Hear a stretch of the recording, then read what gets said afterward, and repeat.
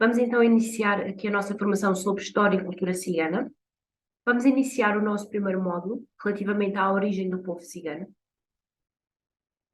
E para enquadrar aqui, antes de falarmos da origem por si só, vamos abordar aqui algumas lendas que existem sobre as comunidades ciganas e que estão na causa de muitos dos preconceitos que nós temos associados às mesmas.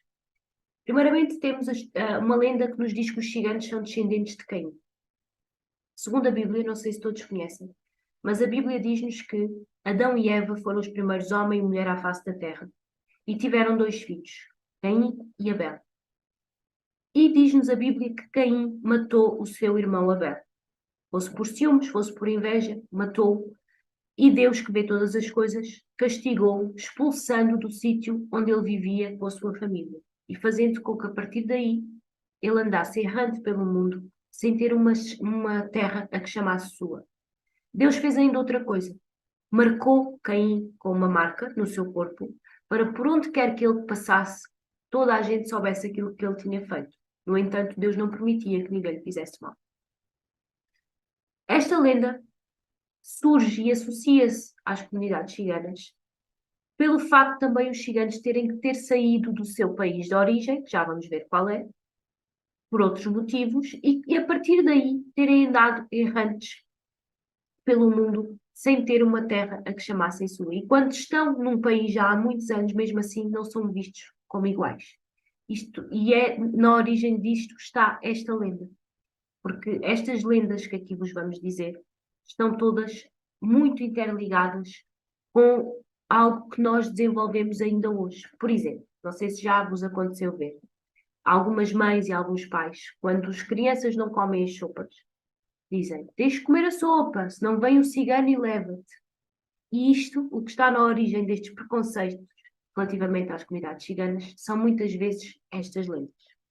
Depois temos outra lenda também muito negativa, que é a lenda que nos diz que os ciganos foram ladrões de um dos pregos da cruz de Cristo. Mais uma vez relacionado com a Bíblia, diz-nos esta lenda que enquanto Jesus Cristo estava a ser crucificado, houve um cigano que foi lá e roubou um dos pregos da sua crucificação. E que por isso Jesus ainda sofreu mais durante a sua crucificação. Segundo esta lenda, Jesus castigou o povo cigano, dizendo que haveriam de ser perseguidos durante toda a sua existência, mas que teriam a capacidade de se desenrascar perante os obstáculos. Mais uma vez, esta lenda está na origem de algo que nós ainda vimos acontecer, por exemplo, no nosso país.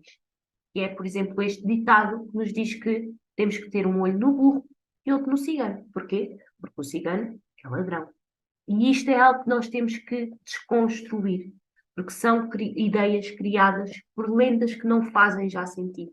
E então temos que conseguir perceber a origem destes pensamentos e tirá-los da nossa cabeça. A terceira lenda diz-nos que os ciganos são uma das tribos perdidas de Israel, mais uma vez relacionado com a Bíblia. A Bíblia diz-nos que existem tribos perdidas, são consideradas o povo de Deus. Aqui, ao contrário das outras lendas que vos falei, esta lenda tem uma conotação mais positiva e diz-nos então que os ciganos podem ser uma destas tribos perdidas. Porquê? Porque faz aqui uma associação e uma comparação. Esta tribo perdida teve 40 anos no deserto em Israel, a viver em tendas, com um estilo de vida muito próprio, com uma dança muito própria, com um canto muito próprio, o que faz com que se associe esta tribo ao povo cigano, que também tem aqui durante muito tempo viveu enquanto nómada nas suas barracas e que tem um estilo de música muito próprio, um estilo de cantar muito próprio também e dão muito valor a estas coisas. Faz então esta associação ao povo cigano. É de frisar também que existem pessoas ciganas que acreditam que esta lenda possa ser verdadeira, também porque é a única que é positiva no meio das outras. Mas, afinal, de onde é que vêm os ciganos? Era isso a nossa primeira questão. Segundo os estudos que existem, os ciganos vêm da Índia. Primeiramente, temos uma teoria que nos diz que a origem é a Índia, que é as teorias linguísticas de Heinrich Rellman, que data de 1783, já há muitos anos atrás. Rellman estudava línguas na altura, fazia estudos das línguas. Estudou a língua cigana, que existe ainda hoje noutros países, não em Portugal perdeu-se, que é a língua romani. Estudou a língua romani, que é a língua dos ciganos, e comparou-a com outras línguas da época, inclusive com a língua indiana, e percebeu que era com a língua indiana que havia mais semelhanças entre as línguas ciganas, com a língua cigana, que é a língua romani. E então, a partir daqui, ele percebeu que tinha sido a Índia o país de origem do povo cigano. Claro que isto por si só não comprovava na totalidade a origem indiana do povo cigano. E muitos anos mais tarde, já em 2012, foi feito um estudo ao ADN na Europa, a várias comunidades ciganas europeias, inclusive comunidades ciganas portuguesas. Fez-se um estudo ao ADN e comparou-se o estudo que se fez ao ADN das pessoas ciganas europeias com o ADN de pessoas não ciganas europeias. E a partir daqui deste estudo chegou-se a várias conclusões. A primeira foi que a diáspora cigana, ou seja, os ciganos saíram primeiramente do noroeste da Índia, há cerca de 1500 anos atrás. Foi a ponto de saída dos ciganos, ou seja, confirmou-se aqui a origem indiana dos ciganos. E que, diz-nos este estudo, que os ciganos chegaram à Europa há cerca de 900 anos atrás, ou seja, temos aqui mais ou menos 600 anos de caminho, digamos assim, entre a Índia e a entrada na Europa. E os ciganos entraram na Europa via Balcãs, mais precisamente através da Bulgária. E que a partir daí se dispersaram por todo o continente europeu muito rapidamente. Porquê? Porque esta diáspora, este caminho, foi feito por grupos muito pequenos. O estudo indica, inclusive, que foi quase como se fossem grupos familiares. O que fez com que estas comunidades se dispersassem muito rapidamente por todo o continente europeu e também se diferenciassem do ponto de vista genético muito rapidamente. E é então os estudos que temos que nos dizem que os ciganos são originários da Índia. Agora temos aqui o percurso. E este percurso é importante, que nos vai dar a causa da saída das pessoas ciganas da Índia, como já disse e bem a Teresa. Então, qual é que foi a causa? Há várias teorias, como é óbvio. A teoria que aqui nós vamos abordar é a teoria elaborada por Ian Hancock. O Ian Hancock é um professor universitário da Universidade de Austin, no Texas, que nas últimas décadas tem trabalhado sobre a diáspora cigana. E então, segundo o Ian Hancock, a causa da saída das pessoas ciganas da Índia deveu-se às invasões persas comandadas por um sultão que se chamava Mahmud de Ghazni. Este sultão, que era o imperador do Império Persa, que corresponde atualmente ao atual Irão, e como nós sabemos, o Irão faz fronteira com a Índia, aquilo que aconteceu é que estas pessoas ciganas que viviam no noroeste da Índia, segundo esta teoria, que foi invadida por este Império Persa, aquilo que lhes aconteceu é que estas pessoas, além de serem invadidas e terem ficado sem os seus territórios, também foram levadas como escravas pelo Império Persa. E, portanto, é aqui que nós, olhando para o mapa, vimos a aproximação à Europa.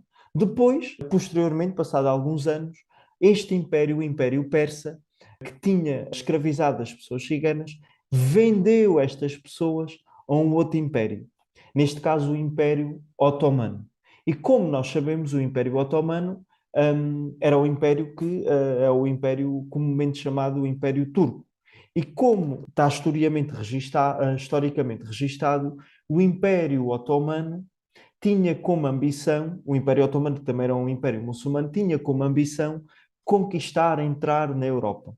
E há mais ou menos 1500 anos atrás, a altura em que as pessoas ciganas foram invadidas por este Império Persa e depois vendidas às pessoas ciganas, dá-se uma batalha por uma cidade cristã, que era a cidade de Constantinopla, que era como, por assim dizer, e para percebermos melhor, um tampão à entrada das pessoas muçulmanas na Europa.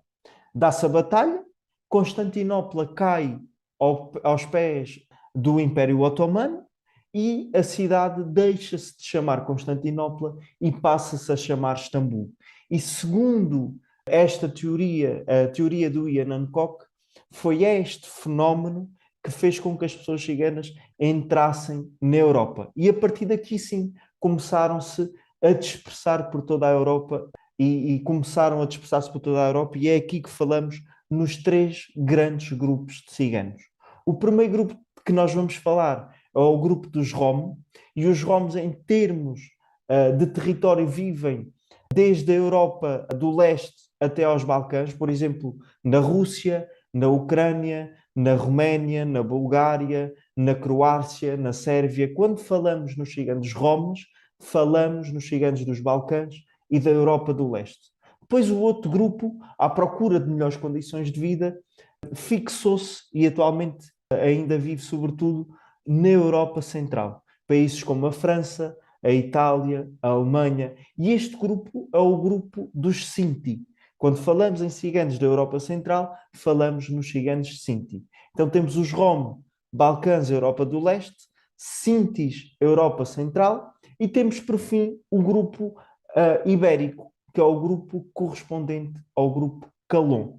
E os Calons são os portugueses e os espanhóis. E nós, olhando assim para o mapa, percebemos que a entrada destas pessoas na Península Ibérica deu-se também a partir do norte da África. E falando aqui nos ciganos em Portugal, aqui aprofundando os ciganos em Portugal, nós podemos dizer que em Portugal também existem três grandes grupos de ciganos. Nós não vamos estar aqui a aprofundar esta temática, mas estes três grandes grupos também se diferenciam entre si devido ao local onde vivem, devido às influências regionais.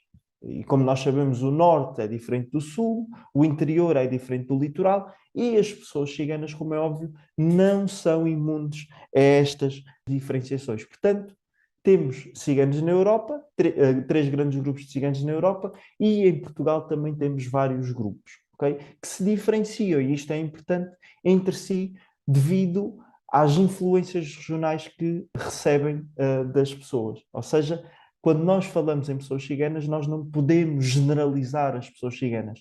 E esse é o grande erro, é as generalizações que nós fazemos em relação às pessoas ciganas, ok? Gostaria de acrescentar só que esta explicação do Francisco serve também para percebermos que mais um dos pensamentos que temos relativamente às comunidades ciganas, que é errado, que é que os ciganos são todos iguais. Pelo contrário, os ciganos são todos diferentes, quer seja a nível europeu, quer seja mesmo dentro do próprio território português. Há muitas diferenciações entre as comunidades ciganas, daí não podermos pensar que o que um faz, o outro irá fazer ou o outro irá fazer. E isso é uma das ideias que temos mesmo que desconstruir.